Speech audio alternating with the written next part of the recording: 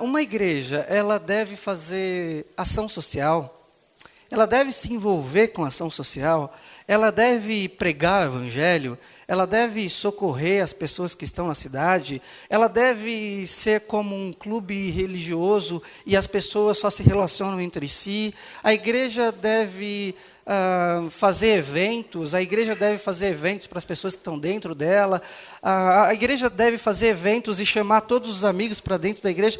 Como é que a igreja precisa ser? A gente vai olhar esse texto e vai enxergar algumas marcas da igreja. É óbvio e é claro que essa igreja, aqui relatada em Atos, é uma igreja como a nossa. É uma igreja feita por homens, e não só feita por homens, como tinham várias falhas, assim como a nossa tem. Assim como outras igrejas têm.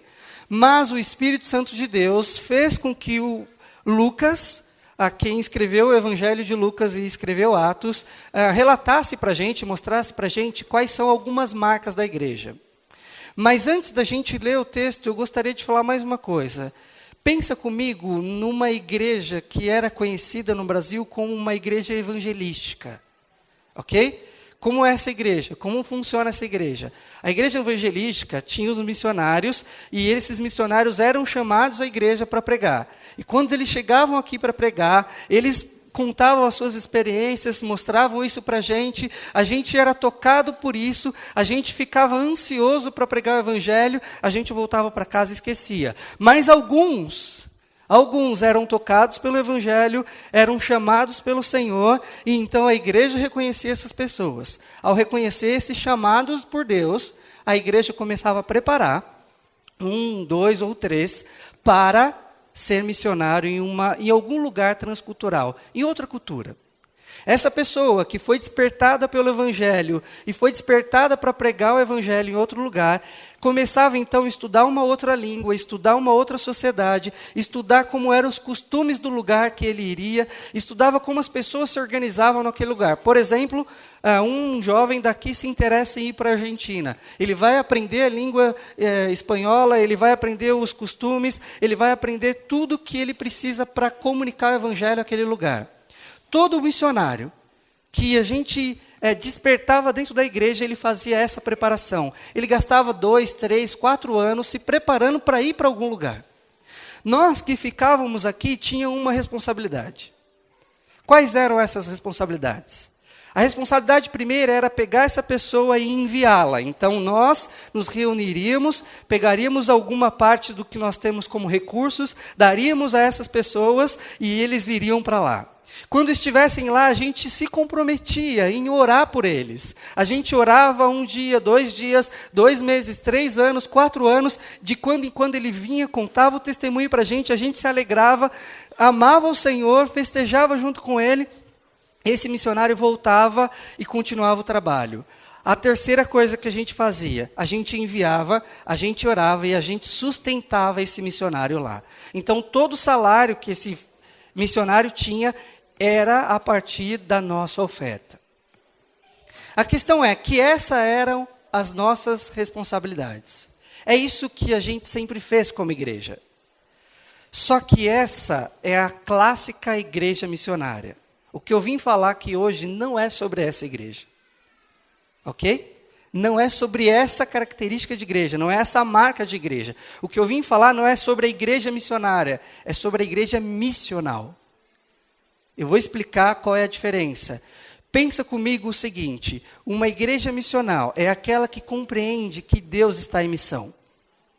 Deus está em missão através de Cristo, e desde que houve a queda, Deus começa um processo de redenção e restauração de toda a criação.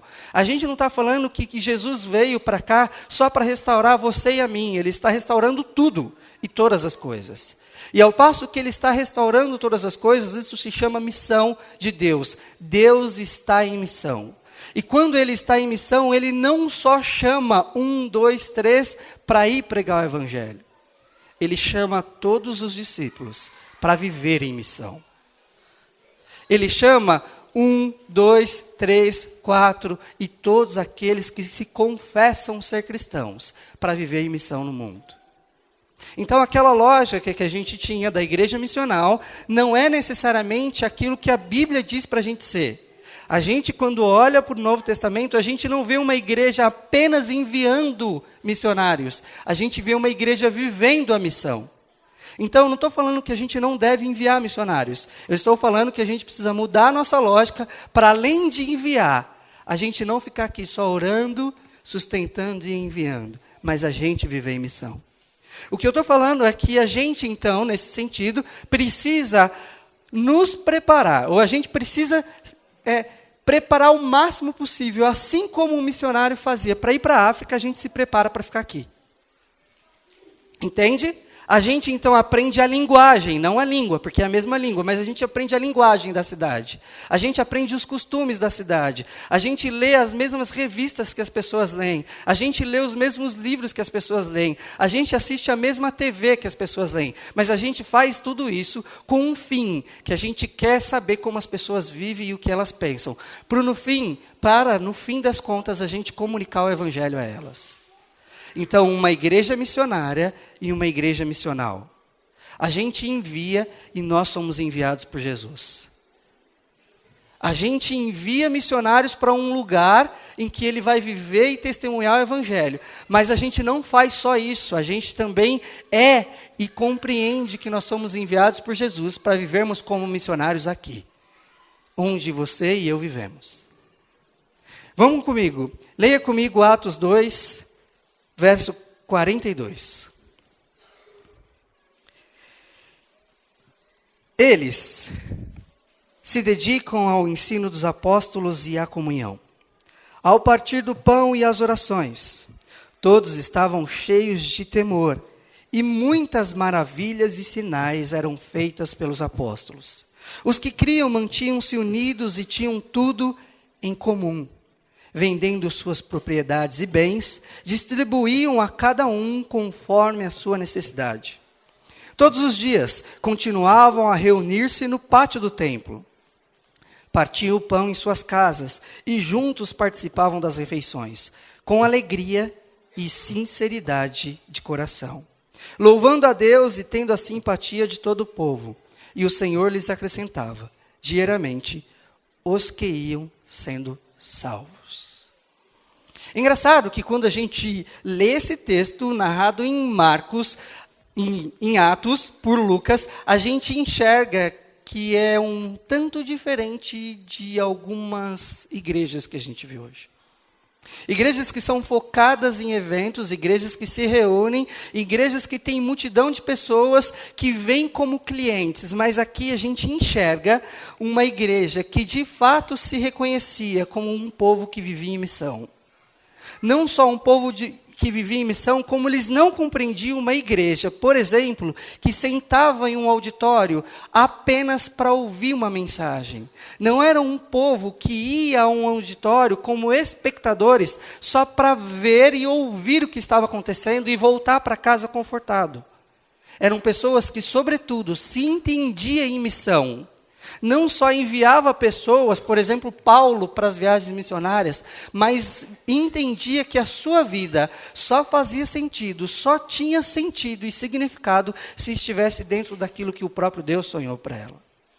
Nesse sentido, quando a gente olha para esse texto, nós somos confrontados com algumas marcas da igreja, que pode ser ou não as marcas da igreja de hoje. Tony, você está falando que a gente vai pegar um texto que foi escrito há praticamente 20 séculos atrás e vai tirar lições para hoje, e vai tirar modelo para hoje. E eu gostaria de dizer a vocês que talvez o que Deus sempre sonhou para a igreja seja isso, mas a igreja que foi caminhando para outro lugar. Mas vamos entender um pouquinho mais o que essa igreja vive. A primeira coisa é que quando as pessoas olhavam para a igreja primitiva, quando eles olhavam para esse texto, eles viam que era uma comunidade de discípulos, uma igreja de discípulos. Na verdade, eles eram uma igreja atraente à cidade. E por que eram uma igreja atraente à cidade? A primeira coisa que as pessoas viam é que naquela igreja atraente à cidade tinha um grupo de pessoas que eram discípulos de Jesus.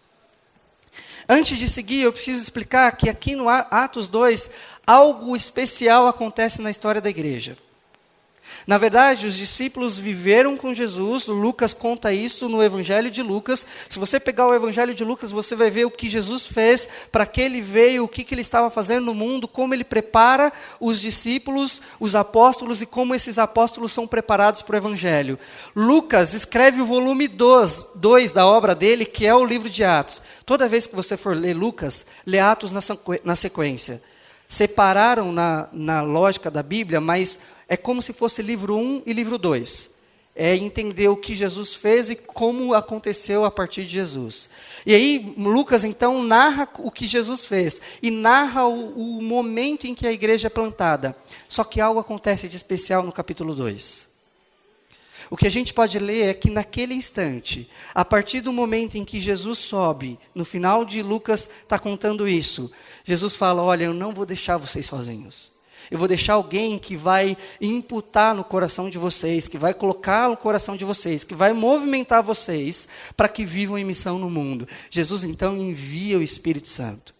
As pessoas que estavam em Atos reunidos nesse capítulo, é cheia do Espírito Santo, são cheias do Espírito Santo, e o que acontece no instante em que eles são cheios do Espírito Santo é que Pedro se levanta e começa a pregar o Evangelho, e naquele instante em que ele prega o Evangelho, muitas pessoas, milhares de pessoas aceitam viver uma vida sob o senhorio de Jesus.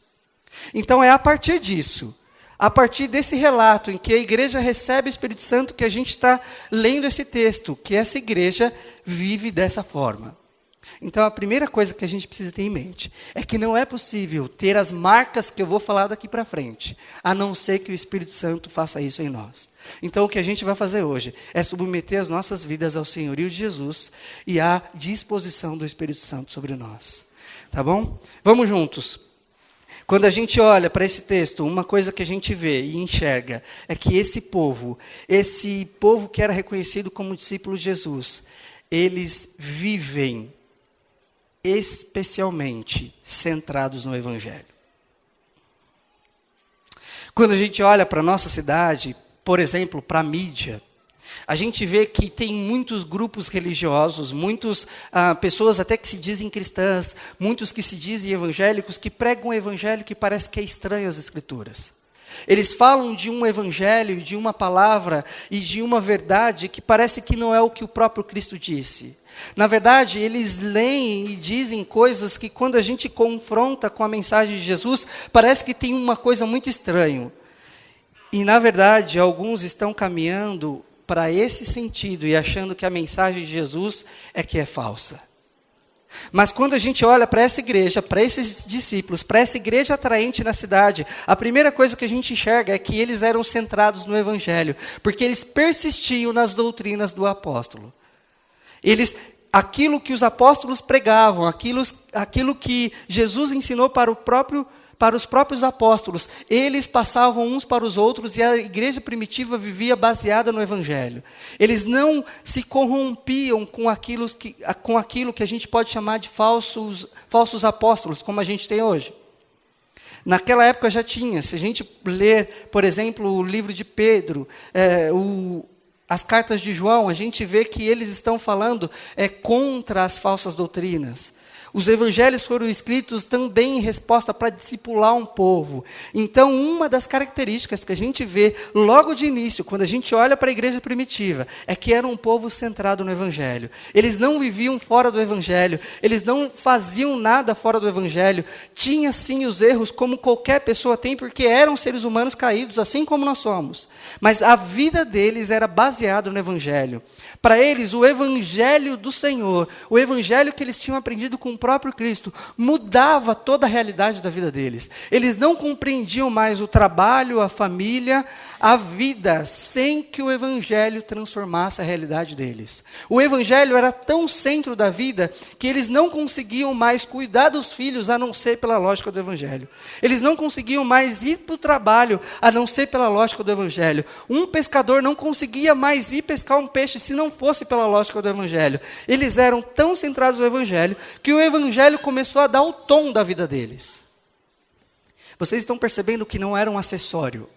não era uma coisa que eles deixavam e quando eles quisessem, no domingo à noite ou no domingo de manhã, eles colocavam. O evangelho era o centro da vida e tudo que eles fizessem, tudo que eles faziam era centrado no evangelho. A segunda característica, quando a gente olha para esses discípulos, na verdade, para essa igreja que é atraente à cidade, é que não só eles são baseados no evangelho, como eles tinham uma vida constante de oração. Uma vida constante em alinhar o próprio coração com o coração de Deus.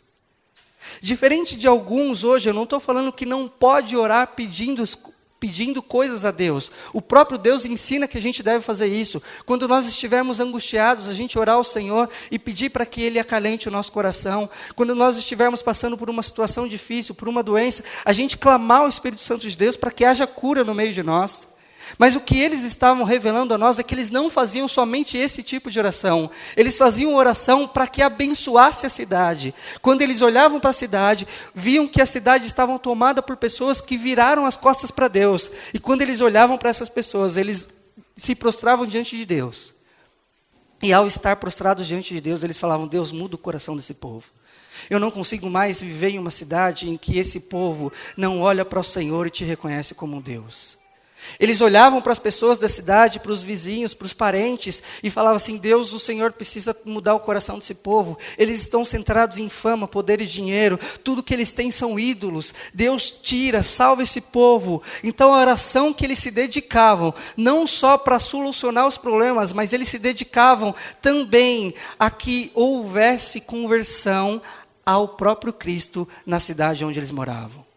Mas não só isso, eles também oravam e pediam para o Senhor que houvesse uma mudança naquela cidade, que houvesse uma rendição completa da cidade, que a redenção de Deus chegasse a todas as instâncias daquela cidade. Eles oravam sim pelo trabalho, oravam pela família, oravam pelos problemas, mas sobretudo, eles pediam: Deus, que essas três coisas, aquilo que a gente tem orado, seja, no final das contas, para honrar o Teu nome, para glorificar o Teu nome, para Te servir, que seja tudo para Ti, não para nós. Eles oravam e se dedicavam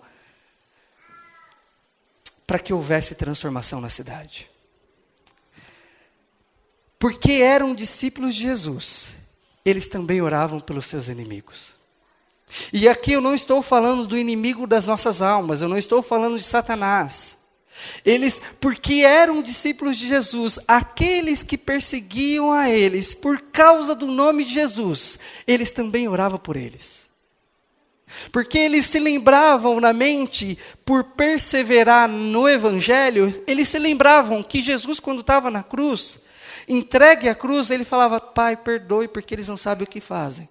Então, quando esses cristãos, a partir do exemplo de Jesus, começavam a orar, eles falavam assim: Deus, eu sei que tem gente me perseguindo por causa do Teu nome, mas eu peço que o Teu Evangelho chegue no coração dele, assim como chegou no meu. Deus, tem vizinho meu que me pega no meu pé, que não é feliz, que me deixa infeliz, mas eu oro para que o Teu Evangelho chegue nele assim como chegou no meu coração. Pessoas que eram tão tomadas pelo Evangelho de Deus, que a oração deles era a expressão de amor por Deus. Pessoas que encontravam inimigos, que encontravam vizinhos ferrenhos, mas ainda assim oravam ao Senhor para que houvesse transformação. Eles oram pela salvação das pessoas, assim como para se tornarem a resposta dessa oração.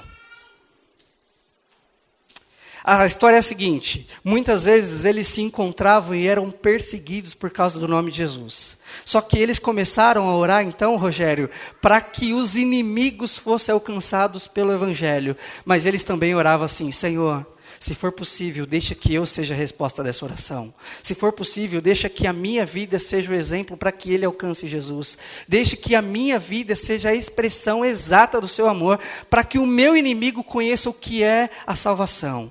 Eles não só oravam pelos inimigos, mas eles queriam ser a própria resposta da oração que eles estavam fazendo. E é assim que acontecia.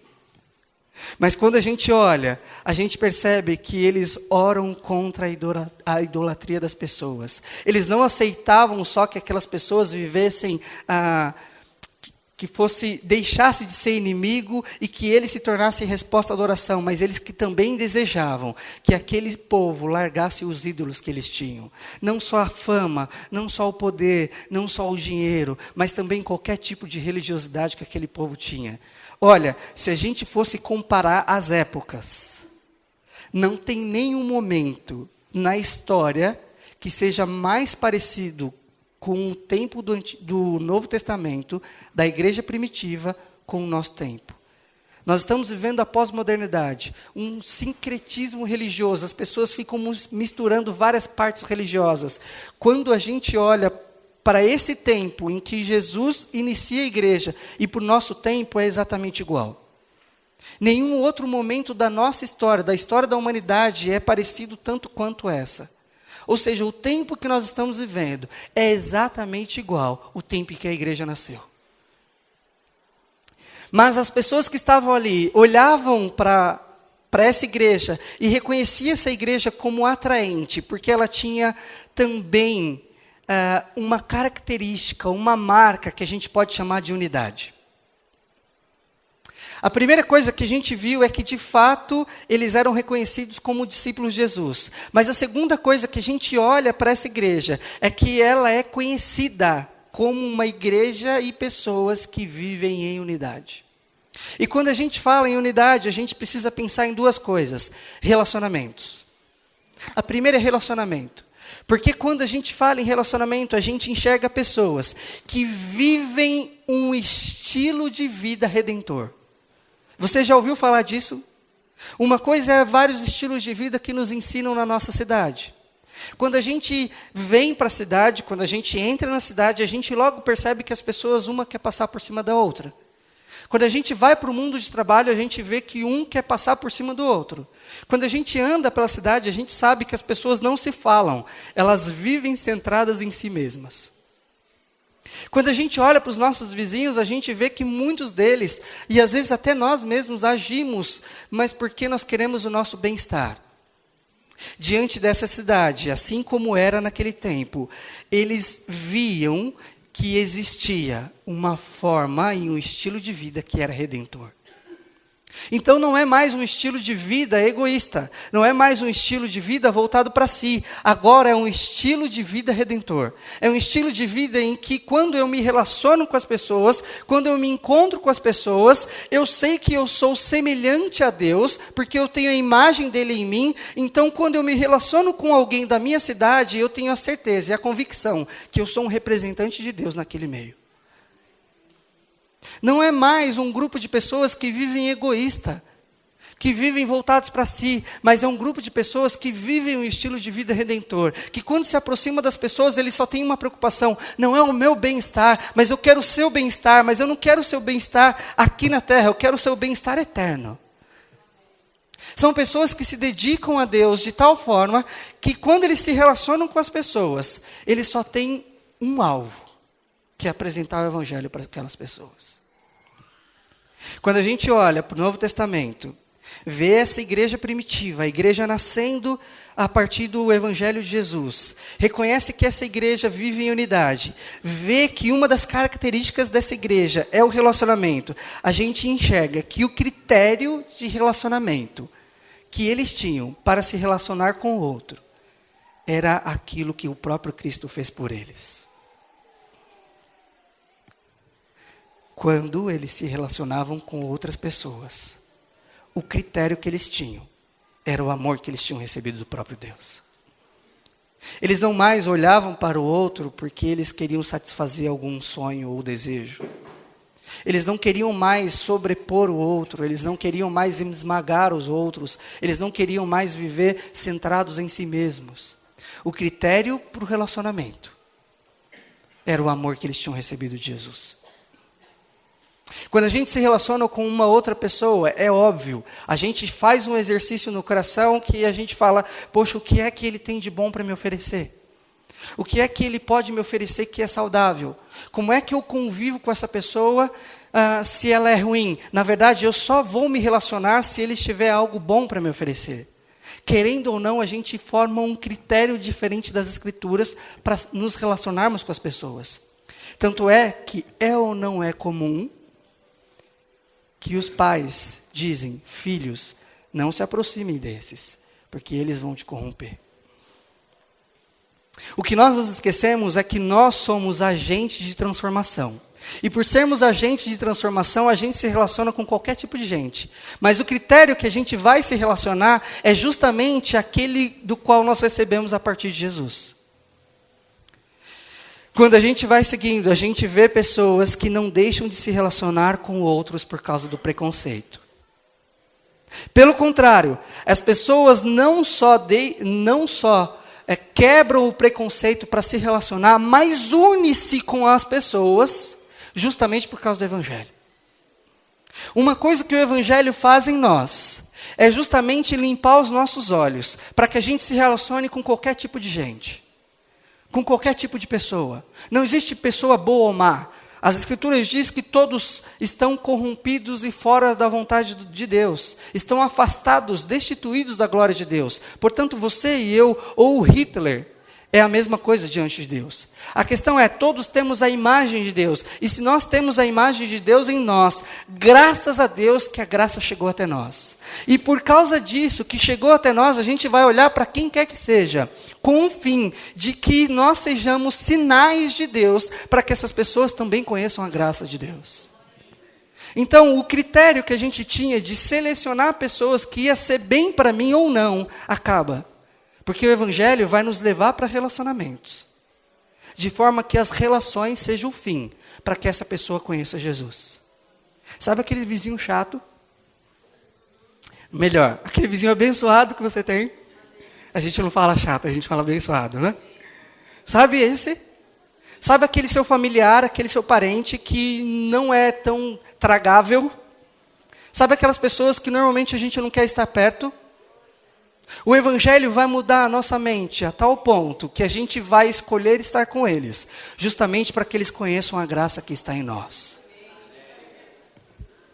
Mas não só isso, a gente vê que uma das características da unidade é que eles são reconhecidos por causa da unidade também por causa da comunhão. Comunhão em especial não é se reunir aqui e tomar um café. Também não é um almoço. Também não é terminar o encontro e tomar um chazinho. Comunhão não é só abraçar. Comunhão não é só estar junto. Comunhão é viver a vida de Deus no relacionamento. Comunhão é viver o Evangelho no relacionamento. Eu estou falando que o padrão de comunhão, o modelo de comunhão, não é eu estar bem com alguém. É viver o Evangelho com alguém. É quando a gente olha para o próprio Cristo e vê que o que Ele fez por nós é entregar a vida. Então, quando a gente fala em comunhão, a gente reduziu comunhão para um tempo juntos, de 2 horas. A gente fala que vir aqui é comunhão. Meus irmãos, comunhão é quando eu ligo para o Rogério e pergunto, Rogério, como está a sua semana? O que você está precisando? Como eu posso ajudar a sua necessidade? Ou quando eu ligo para o Rogério e, Rogério, eu estou ruim. Pastor, eu estou passando por isso, eu estou aquilo, eu preciso da sua ajuda. E aí, quando essa reciprocidade acontece, comunhão é quando o outro passa a ser mais importante do que eu. Comunhão é quando o Evangelho toma tanto a minha mente e o meu coração, que eu abro mão do meu tempo para viver a vida também do outro. Comunhão é muito mais que empatia do que a gente fala na nossa cidade. Comunhão é fazer o que Jesus fez uns pelos outros. Quando a gente olha para o Novo Testamento, a gente vê pelo menos 40 vezes a palavra uns aos outros. Amem-se uns aos outros, perdoem uns aos outros, exortem uns aos outros, carreguem os fardos uns dos outros. A gente está falando de comunhão. A gente está falando de pessoas que se preocupam com o outro, que divide a vida com o outro, que se preocupa com o outro, que ama o outro, que caminha com o outro, que se sujeita ao outro. Pessoas que se preocupam com o outro, cuidam do outro, mas também deixam ser cuidado pelos outros. Quando a gente olha para essa característica de comunhão, a gente vê que se relacionar com o outro, assim como existe a relação do próprio Deus com Jesus e com o Espírito. A lógica é que quando a gente olha para Gênesis, por exemplo, e a gente vê Deus criando toda a criação, a gente sabe que ali, por exemplo, Jesus diz, façamos o homem à nossa imagem e semelhança. Façamos quem? Deus Pai, Filho e Espírito Santo. A relação eterna de Deus com o Filho e com o Espírito é um modelo para a gente. Onde um não é mais que o outro, onde um não quer ser mais que o outro, onde um não quer sobrepor o outro, mas onde um se sujeita ao outro, onde um abençoa o outro, onde um se coloca à disposição do outro, onde um obedece ao outro. O Pai envia o Filho, o Pai e o Filho enviam o Espírito, o Filho glorifica ao Pai, o Espírito encaminha as pessoas para Jesus, para que todos glorifiquem ao Pai. O modelo para a gente na relação e na comunhão, assim como a gente enxerga na igreja primitiva, é a própria Trindade, é o próprio Deus. Mas não para aí, quando a gente olha para a igreja primitiva, para esse relato que nós acabamos de ler, a gente vê que uma igreja atraente para a cidade também é reconhecida por causa do amor. Ela também é reconhecida por causa do amor. E quando a gente fala de amor, a gente precisa se lembrar de algumas coisas. Existe uma música muito boa, e a gente está mostrando sempre aqui no Ato Jovem, que é Não Existe Amor em SP. Uma música do Criolo. Olha, a turma está esperta. Ouçam essa música quando vocês puderem. E ele canta que não existe amor em SP. E fica falando de várias coisas. Mas quando a gente olha para a cidade, parece que a gente enxerga de fato que não existe amor. Quando a gente olha para os becos, a gente parece que não consegue ver sinais do amor. Na verdade, quando a gente olha para os nossos vizinhos e vê esposa batendo esposo batendo na esposa, agredindo os filhos, homem maltratando pessoas, abusando de crianças, corruptos políticos que dizem fazer aquilo que a sociedade quer, a gente olha para essa cidade e fala, está faltando amor nesse lugar. Mas quando a gente olha para essa igreja, a gente vê que a igreja era expressão de amor à cidade. A igreja foi o meio em que Deus demonstrou amor à cidade.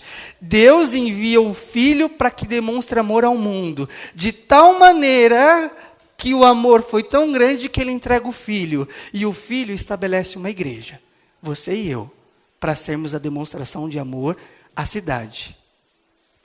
Deus ama a cidade hoje. E quer demonstrar amor à cidade a partir de nós. Esse é o desafio. E quando a gente olha para essa igreja, a gente vê que ela não só é reconhecida por causa do amor, mas esse amor é demonstrado de duas formas. A primeira delas é por causa da justiça. Era um povo que praticava justiça incessantemente. Era um povo que compreendia que a justiça era forma de gratidão àquilo que tinha recebido do próprio Deus. Quando a gente olha para essa igreja, a gente vê e enxerga que por causa da satisfação daquilo que Deus tinha feito por eles, eles então param e mostram para Deus justiça. Justiça tal que alcança outras pessoas. A gente fala muito de amar ao Senhor, mas nós nos esquecemos que a gente demonstra amor ao Senhor quando a gente ama as pessoas. Porque eu ficar no meu quarto amando ao Senhor sozinho não é o que Deus me chamou. Eu posso passar 20 anos no quarto dizendo que eu amo ao Senhor. Quando Ele pediu para a gente amar uns aos outros. E o pior, e eu vou falar isso baixo, é que Ele diz em um tempo que nós chegaremos diante dEle. E aquelas pessoas que tinha plena convicção que ia passar a eternidade com Deus, Ele vai virar e falar assim, vai embora porque eu não te conheço. As pessoas vão virar para Jesus e dizer, mas eu preguei no seu nome, eu estava na mídia, eu falei para as pessoas do Evangelho, inclusive eu expulsei demônios, eu fiz curas. Ele fala, eu não te conheço. Você falou de mim, mas eu não te conheço. Afasta de mim. Para o segundo grupo, aqueles que estavam preocupados porque não fazia nada daquilo. Jesus fala, vem porque eu tenho uma festa preparada para você. Jesus, o que é que a gente fez? Quando vocês fizeram a um dos meus pequeninos, vocês fizeram a mim. Quando vocês foram me visitar quando eu estava preso, quando alguém estava preso, vocês fizeram a mim. Quando eu estava nu e você me deu de vestir, vocês fizeram a mim. Quando eu estava com sede e você me deu de beber, vocês fizeram a mim. Quando tinha uma criança sofrendo, sendo abusada, e vocês foram lá e cuidaram dela, vocês fizeram a mim. Quando tinha uma mulher órfã, uma mulher viúva, uma mulher imigrante, quando vocês cuidaram dela, quando vocês foram lá e se dedicaram a elas, vocês fizeram a mim. Entre porque tem uma festa preparada para vocês. Entende que a marca que Jesus ensina para a igreja dele é a justiça. Não existe uma igreja cristã sem a prática do amor, sem a justiça no mundo. Não sei por que raio a gente caiu numa dedução ou numa sedução em que o que é o evangelho é aquilo que estão sendo pregado na mídia. Aquilo que falam para a gente na TV. Nós nos esquecemos do que é básico na fé cristã. Uma vida voltada ao evangelho e uma vida voltada para as pessoas. Ame ao Senhor sobre todas as coisas e o próximo como a ti mesmo. E amar o próximo é praticar a justiça na cidade. Só pode uma igreja ser cristã se ela tem como marca dela a justiça. A justiça que é a resposta à graça que foi recebida. Porque eu recebi a graça e o favor de Deus, eu demonstro a justiça na cidade. Eu amo aqueles que não têm amor. Eu procuro aqueles que são abandonados. Eu resgato aqueles que são deixados de lado. Os marginalizados que ninguém quer enxergar, eu olho para eles com amor. Porque eu não olho mais como um antigo, como um homem que é longe de Deus. Eu olho agora a partir do olhar de quem se encontra com Deus. Porque eu me encontrei com Deus, o meu olhar não é mais o mesmo. Porque eu encontrei com Deus, as minhas mãos já não são mais as mesmas. Porque eu me encontrei com Deus, o meu coração já não é mais o mesmo. O coração de pedra que tinha aqui dentro e que tinha dentro de você já não é mais o mesmo. Agora é um coração de carne, um novo coração. Quem tem um novo coração não consegue invisibilizar as pessoas, não consegue passar por alguém que está deitado e não sentir nada. Vamos seguir. São cristãos que pautam as suas vidas no amor ao próximo, prioritariamente para o quarteto que o Antigo Testamento nos ensina: viúva, pobre, órfão e estrangeiro. Quem são as viúvas do nosso tempo? Vocês sabiam que na nossa igreja tem várias viúvas? Pessoas que não têm mais marido, pessoas que não têm mais famílias. Deixa eu dar uma outra conotação. Mulheres que vêm na nossa igreja sozinhas. Porque o marido já não é mais cristão. Ou não é cristão. Os filhos não são cristãos. Ela é a única expressão do evangelho dentro da casa delas. Por que é que nós não estamos cuidando dessas mulheres? Não só isso. Quem são os órfãos? Tem muitos jovens nessa igreja que são os primeiros da família a ser cristão. Por que é que nós não estamos chamando esses rapazes para ir almoçar na nossa casa? Um domingo à tarde fala assim: olha, vem cá, vem passar um tempo comigo que eu quero mostrar para você o que é pai e mãe cristão. Por que é que a gente parou de cuidar das pessoas que andam com a gente? Por que é que nós abandonamos aquilo que o próprio Cristo disse para a gente fazer? Por que é que a gente não olha mais para alguns jovens que são órfãos de pais vivos? E a gente não ensina o que é ser pai cristão. Mas tem outros que têm pais vivos e tem outros que têm pais mortos. Mas a gente também não cuida. Entende que o evangelho precisa mudar o nosso olhar, precisa mudar os nossos atos e precisa mudar o nosso coração. Mas quando a gente olha, a gente vê que a justiça também significa uma vida de não trapacear. Uma vida sem corrupção. Uma vida que não faz favoritismo a quem é rico, a quem tem fama, a quem tem poder. Vida de justiça é também não colocar a vida das pessoas em risco. Vida pautada na justiça significa viver corretamente diante de Deus. O que a gente acha quando a gente fala de justiça é que a gente vai sentar de frente a um tribunal e falar assim: olha, o que eu quero é que aquele homem pague o que ele me deve. Então a gente fala em justiça quando a gente é o injustiçado e quando a gente quer colocar diante de um juiz para que ele faça a favor de nós. O que a Bíblia ensina sobre justiça é a nossa vida diária. É a vida que a gente vive todos os dias. Deixa eu dar um exemplo. Quando a gente, por exemplo, lava... Eu vou falar isso depois. Deixa. Justiça tem que ser uma vida diária. Uma vida que a gente vive todo o tempo. Uma vida que a gente faz isso toda hora. Lembra que comer, beber, tudo para a glória de Deus? Imagina que quando você está varrendo, a calçada da sua casa precisa ser para a glória de Deus.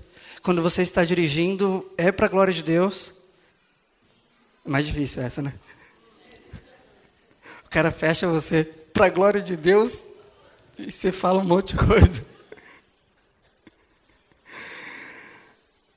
Gente, mas quando a gente está falando de uma marca que é o amor, a gente não só fala de justiça, a gente também fala de misericórdia.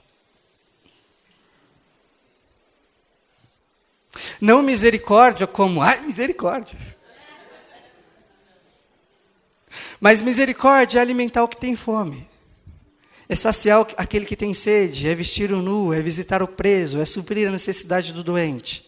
Dentre tantas outras coisas. Porque fazer essas coisas é sinal daquele que foi redimido por Jesus. Viver uma vida pautada pela misericórdia e pela justiça é sinal daqueles que vivem transformados por Jesus. Quando a gente olha para os 45 milhões de evangélicos no mundo, no Brasil,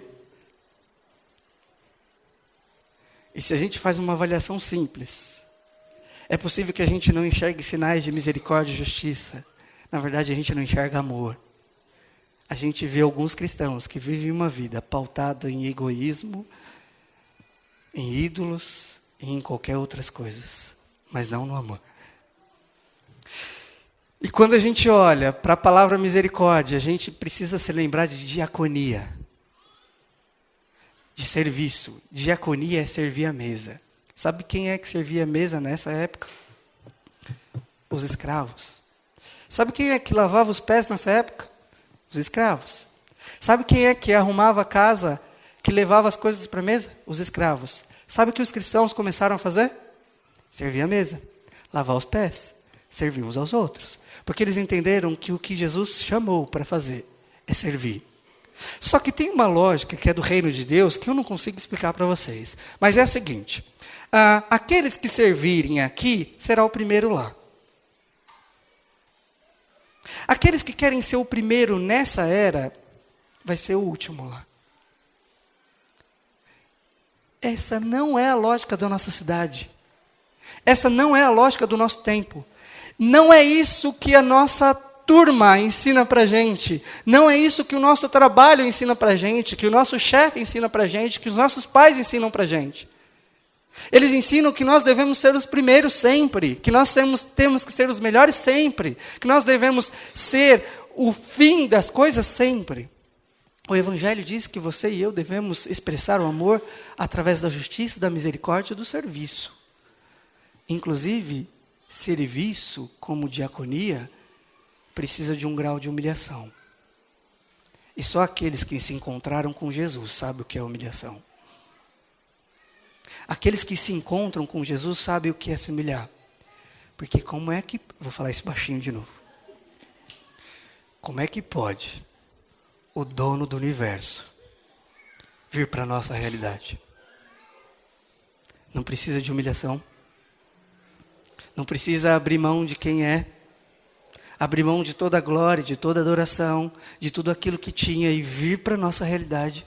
E se encarnar aqui, sentindo as nossas dores, a sua e a minha dor. Não precisa um Deus que ama demais. E que se humilha demais. E que fala assim, olha, Eu amo tanto aqueles que estão na comunidade Atos e tanto o meu povo, que eu vou abrir mão da minha glória e vou descer lá na realidade deles. Porque eu preciso servi-los e amá-los. Esse é o modelo de serviço para nós. Só que nós nos esquecemos disso. Nós abrimos mão daquilo que a Bíblia ensina como marca do Evangelho para nós.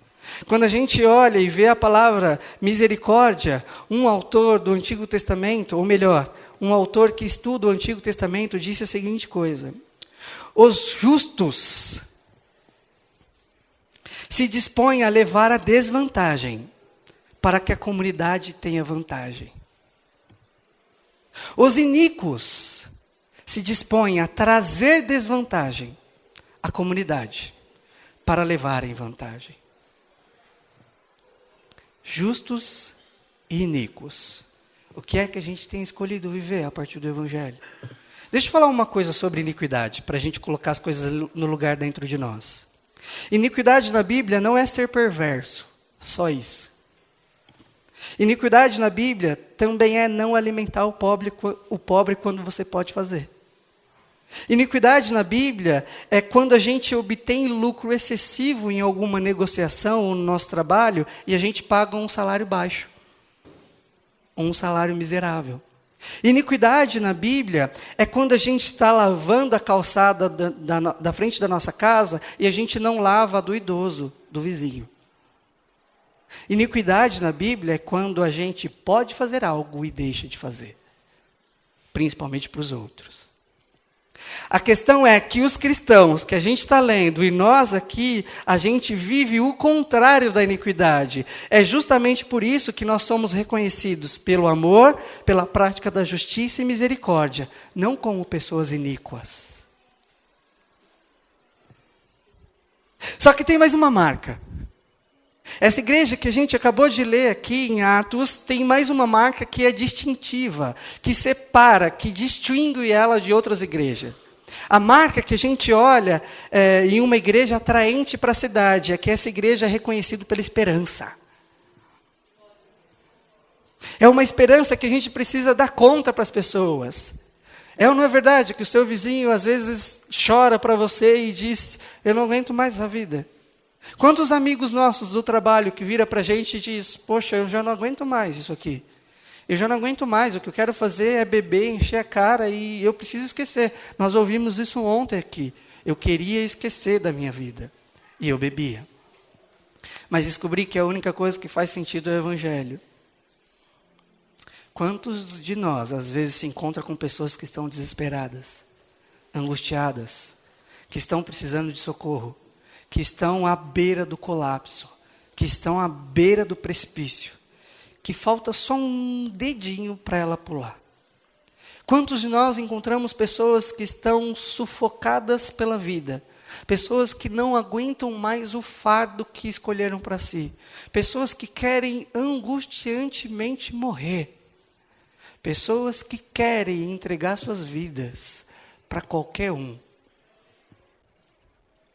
Quando a gente olha para essas pessoas da nossa cidade, a gente vê que uma marca da igreja deveria ser esperança. E a gente faz isso através de duas coisas, através do testemunho e através do evangelismo. Através dos pontos que a gente disse até hoje, nós podemos ter uma vida testemunhal, que o próprio Cristo é manifestado às pessoas. As pessoas precisam olhar para a gente, assim como olhou para essa igreja, e Deus fazia com que essa igreja, cada dia, fosse acrescentado mais cristãos, justamente porque o modo de vida dessas pessoas já testemunhava o Evangelho. Antônio, eles não precisavam abrir a boca. Eles abriam. Mas não precisavam abrir a boca, porque só por causa da forma que eles viviam, as pessoas queriam estar junto e queriam saber como é que era viver desse jeito. Por que vivia desse jeito? Entende que quando a gente fala igreja do Novo Testamento, igreja de hoje, 20 séculos depois, tem um contraste enorme. Parece duas coisas diferentes. Parece que uma não tem nada a ver com a outra. Mas o que o Evangelho está falando é que nós somos agentes de esperança. É que nós somos homens e mulheres que, por causa da vida que a gente vive, as pessoas podem conhecer o Evangelho. Por causa que, quando a gente se encontra diante do precipício, diante de um problema, a gente não fica angustiado como todo mundo fica. Porque a gente sabe que mesmo diante do desespero, diante do precipício, a gente sabe que tem alguém que é muito maior que o precipício. A gente sabe que quem vai nos salvar é muito maior do que qualquer outra coisa que pode nos salvar nessa vida. A gente sabe que mesmo que a morte chegue até a nossa casa e até a nós, a gente sabe que a gente vai se encontrar com algo que é muito maior que a vida nessa terra. A gente sabe que quando a gente se encontrar com o Senhor, não tem nada melhor. A gente sabe que essas pessoas que estão em desespero, precisam de esperança. E nós a temos, mas muitas vezes nós guardamos. E nós deixamos de ser uma igreja atraente na cidade. Mas não só isso, quando a gente pensa em uma igreja que tem como marca a esperança, a gente também descobre que discípulos vivem a semelhança de Jesus na cidade, justamente para testemunhar o Evangelho. Porque nós somos discípulos de Jesus, a gente vive como Jesus. Porque nós vivemos como Jesus, a gente tem a mesma missão de Jesus, que é participar da missão de Deus. Quer viver em missão no mundo. Quer viver a ponto das pessoas olharem para nós e falar assim, há algo diferente nesse. Há algo diferente nela. O que ela tem que eu não tenho? Por que você vive assim? Vem cá, deixa eu te falar. Deixa eu abrir minha casa. Vem tomar um café comigo. Existe um homem que transformou a minha história e pode transformar a história de quem quiser. Existe um homem que transformou a minha história, transformou a história do marinheiro e transforma a história de quem quiser. Não existe história que o Senhor não mude. Não existe história que o Senhor não pode transformar. Não existe caso que o Senhor não possa entrar e transformar e trazer a novidade de vida e restauração para a pessoa. Não existe doença, não existe situação, não existe angústia que o Senhor não pode arrebatar essas pessoas do meio e trazer vida nova para eles. E nós somos agentes de Deus para trazer transformação a essas pessoas. Porque nós somos os agentes de transformação e de esperança para eles. Ter a simpatia das pessoas através da vida é um meio para que as pessoas ouçam o Evangelho. Quando a gente cria simpatia com outras pessoas, quando a gente tem uma vida simpática com outros, é o meio em que Deus nos deu para a gente pregar o Evangelho a eles. Entende que às vezes tem alguns cristãos que são tão marrudos, tão chatos, que não se relacionam com pessoas que não são cristãs, e por causa disso nunca falou do Evangelho para ninguém. Mas quando a gente olha para essa igreja, a gente vê que eles viviam de tal jeito, de tal forma, que as pessoas queriam estar junto com eles. A igreja Atos vive de tal jeito, e o Instituto Atos vive de tal jeito, que às vezes a gente vê pessoas entrando aqui, que a gente não sabe nem por que ela está aqui. Eu vim por causa do que vocês fazem ali. Eu vim porque vocês cuidam de crianças. Eu vim porque vocês ensinam crianças música. Quem é que está fazendo isso? Quando faz, cobra absurdos. Vocês estão fazendo de graça? O que existe em vocês?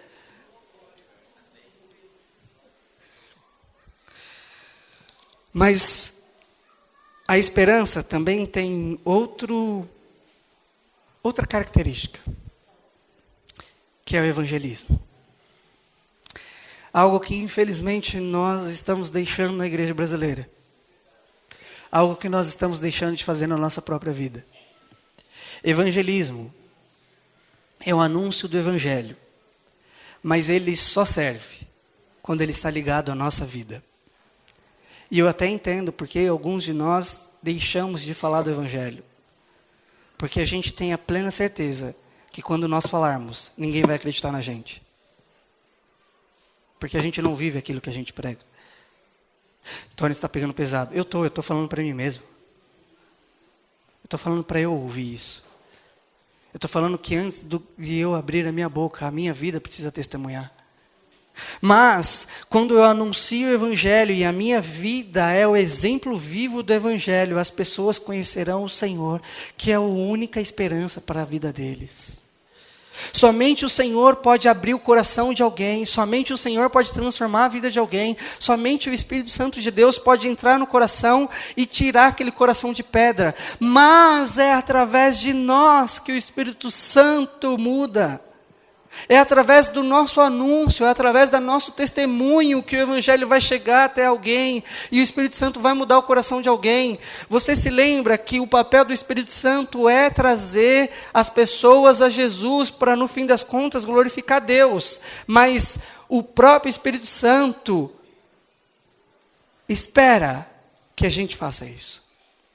Jesus inicia um processo de restauração de todas as coisas, e ele chama a gente para participar, mas quando ele chama a gente para participar, ele fala assim, olha, vocês vão continuar o que eu comecei, vocês vão dar continuidade àquilo que é a minha igreja, eu vou continuar sendo cabeça, então vocês vão agir conforme eu desejo que vocês ajam, não conforme vocês querem. Agora vocês já não são mais velhos homens, vocês são novas criaturas. Vocês agem agora a partir daquilo que eu ensino para vocês.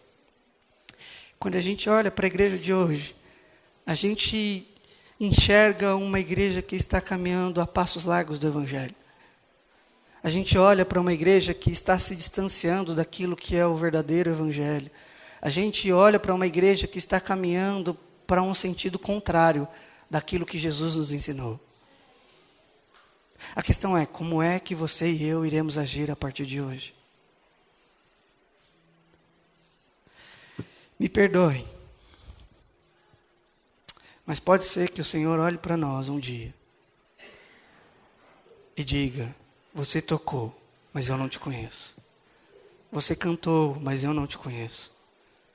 Você pregou, mas eu não te conheço.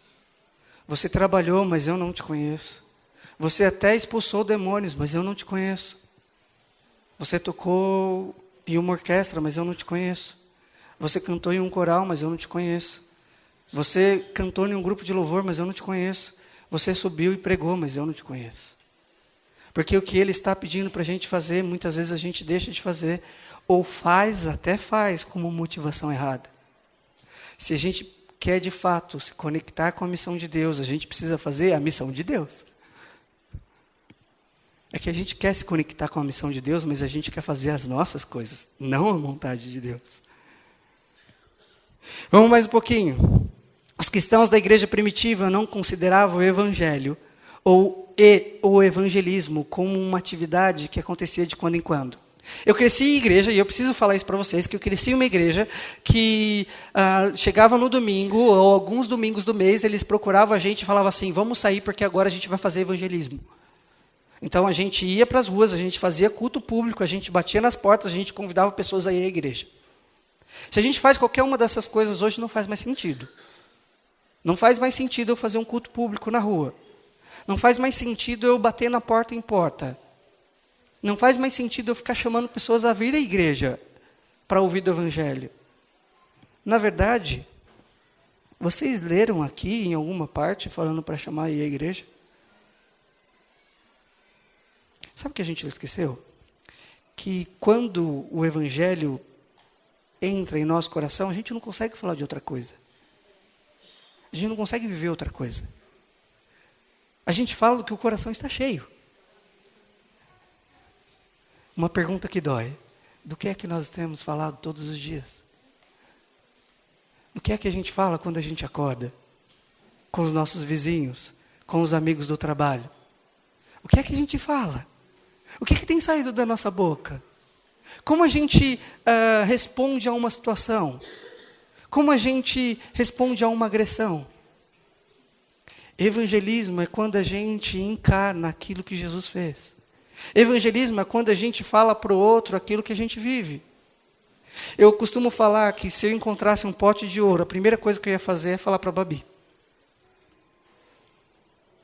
Ou quando uma coisa muito boa acontece comigo, eu quero falar isso para vocês. Mas a questão é que a gente parou de ver o evangelho como uma coisa boa para nós e a gente não fala mais para as pessoas. Porque a gente guardou o evangelho para nós. Então ele não é tão bom assim, porque coisas boas a gente fala. Coisas boas a gente comunica às pessoas. Coisas boas, aquilo que a gente gosta, a gente quer espalhar. Mas a gente fez um caminho inverso de guardar isso no nosso coração e ter... Não sei para quê. Estou pegando pesado? Tá bom. Uma vida de entrega sacrificial que se consome em favor da necessidade dos outros servirá como um poderoso testemunho. Quando a gente serve a cidade, quando a gente ama a cidade, já é um testemunho e uma forma das pessoas da cidade conhecerem o Evangelho. O que a gente se esqueceu é que tudo que a gente faz e aquilo que a gente deixa de fazer é um testemunho para as pessoas. Se a gente pratica boas obras, se a gente se envolve com misericórdia, se a gente se envolve com justiça, se a gente tem uma vida de serviço, é um testemunho para a cidade. Se a gente deixa de fazer essas coisas, também é um testemunho negativo. O que a gente se esqueceu é que a gente parou de se encontrar com os nossos vizinhos, com os nossos familiares, com os nossos amigos e falarmos do Evangelho para eles. Nós esquecemos de fazer isso. Nós paramos de sentar à mesa com as pessoas e falar de qual é a esperança que nós temos. Nós esquecemos e paramos de falar para as pessoas aquilo que traz esperança para a nossa vida. Nós deixamos de falar de quem é a pessoa principal para nós. A gente fala do vizinho, a gente fala do trabalho, a gente fala das angústias, a gente fala de alguém, a gente fala mal de alguém, a gente fofoca, a gente faz tudo. Mas a gente parou de falar de quem faz a transformação na vida das pessoas, que é o próprio Jesus. Uma igreja atraente para a cidade, vive centrada no Evangelho e comunica esse Evangelho o tempo todo. Uma igreja que é atraente à cidade, ela vive testemunhando o Evangelho. Uma igreja atraente para a cidade, ela vive constantemente evangelizando pessoas. Eu preciso dar um exemplo dessa igreja. Tem uma pessoa aqui da equipe pastoral, que é um evangelista. Eu nunca vi ele conversar com alguém a não ser falando do Evangelho. Se a pessoa vacilar, gente, se você vacilar perto do pastor Juvenal, ele vai falar do Evangelho para você. Ele vai contar algumas piadas também. Mas ele vai falar do Evangelho. Se ele pegar um ônibus, ele vai falar do Evangelho. Quer ver uma outra pessoa? Não vacila perto da Kellyanne. Porque se você vacilar e se você tiver meio assim com a fé, ela vai falar do Evangelho para você. Mas não é porque eles têm dons de evangelista, pode até ter, mas é porque eles entenderam a fé que habita no coração deles, e eles vivem falando disso o tempo todo. Eles não sabem encontrar com alguém que não tenha Jesus e ir para casa dormir como se nada tivesse acontecido. O que move o coração deles é ver que as pessoas conheceram a Jesus, aquele Jesus que habita o coração deles. Eles querem ver pessoas conhecendo a Jesus. Eles querem ver pessoas que amem a Jesus. Eles querem se dedicar a tal ponto. Seja lá o que eu tenho para fazer, eu preciso que eles conheçam a Jesus. Olha, se precisar, eu vou levar suas coisas sim lá para sua casa. Porque eu sei que no caminho eu vou falar de Jesus para você. Pessoas que sentam para comer, que atendem amigos na escola, que vê uma adolescente grávida, vem aqui na nossa igreja, começa a recolher e faz um chá de bebê na escola. Pessoas assim amam a Jesus a tal ponto que não conseguem ver mais as pessoas sem que as pessoas tenham um relacionamento sincero com Jesus também. Pessoas que estão cheias a tal ponto do Evangelho que não conseguem falar de outra coisa. Senta perto do Manu, o que você vai ouvir? Chega ali e fala assim: Manu, você ama o Corinthians? Deus me livre. Manu vai falar assim: olha, eu não gosto, eu sou São Paulino. Mas São Paulino, apóstolo Paulo disse uma coisa, e ele vai. É uma verdade. Tem gente que respira e ama o que faz. Senta perto da Giz, e a Giz vai te falar um projeto do Instituto.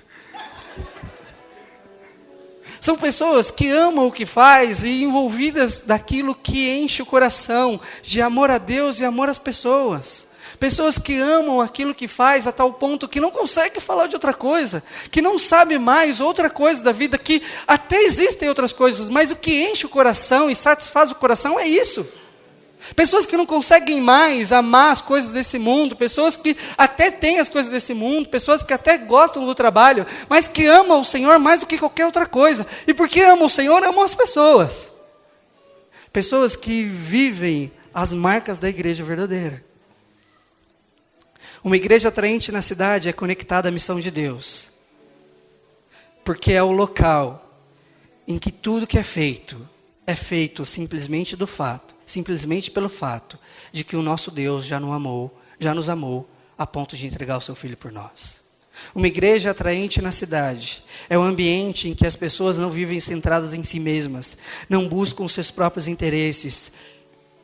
Na verdade, um lugar que busca o próprio interesse centrado em si mesmo é banco, não igreja. É ou não é? Porque a igreja é um lugar em que as pessoas demonstram o amor de Deus uns aos outros. Igreja que é atraente à cidade demonstra o amor uns aos outros.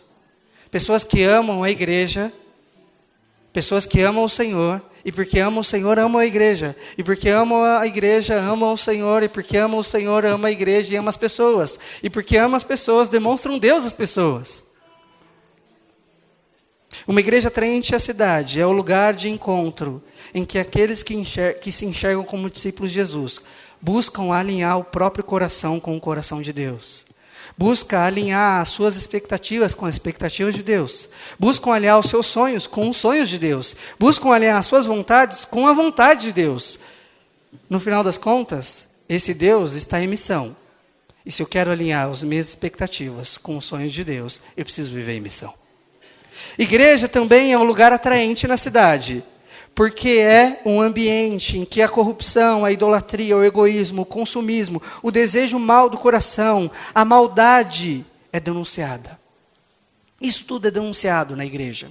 Uma igreja atraente na cidade é o lugar em que o serviço, a misericórdia, a justiça e o amor são anunciados. E não só é anunciado, como é inegociável. Uma igreja atraente na cidade é o lugar em que todos os cristãos vivem centrados no Evangelho de Jesus e na missão de Deus, colocando cada área da sua vida sob o senhorio de Jesus, para a glória de Deus. Amém? Abaixe sua cabeça, vamos orar. Melhor, fique de pé.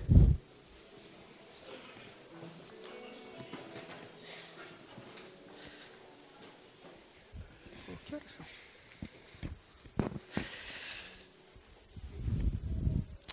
Querido Jesus, nós te agradecemos pela tua graça. Obrigado, Pai, pelo teu evangelho, que esse evangelho é o que nos transforma. Senhor, nós sabemos que somente o Espírito Santo do Senhor pode mudar o nosso coração. Sabemos, Pai, que a nossa mente muitas vezes é cauterizada por causa do príncipe deste mundo, por causa, Pai, de falsos apóstolos, por causa dos falsos ensinos. Pai, mas muda o nosso coração, muda a nossa mente para que vivamos segundo o coração e a vontade do Senhor.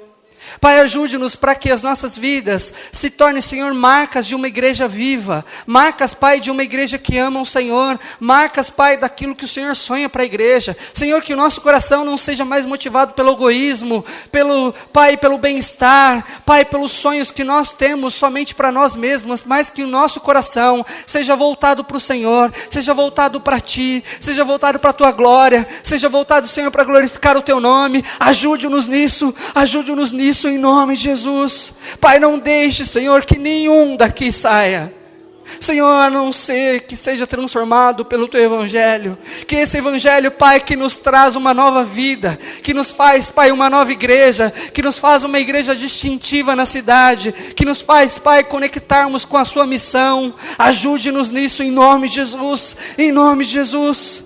Senhor, não nos deixe mais entrarmos em nossas casas, Senhor, sentarmos com os nossos amigos, irmos ao trabalho, a não ser, Pai, com a compreensão que nós estamos vivendo em missão. Ajude-nos, Pai, que nós passemos tempo com os nossos familiares, para que nós mostremos para Ele qual é a razão da nossa esperança. Ajude-nos, Pai, a abrirmos as bocas e falarmos do Teu Evangelho para os nossos amigos, e falarmos do Teu Evangelho para as pessoas dessa cidade. Ajude-nos a amarmos a cidade, assim como o Senhor ama a cidade. Ajude-nos, Pai, para a Tua glória, para a Tua glória. Nós queremos viver, Senhor, os sonhos do Senhor. Não nos deixe, Pai, vivermos uma igreja que é oposta àquilo que o Senhor deseja. Ajude-nos, Pai, aviva a Tua igreja, Pai, para a Tua glória somente. Nós pedimos isso em Teu nome, Jesus. Obrigado pelo dia de hoje. Obrigado, Pai. Amém. Amém.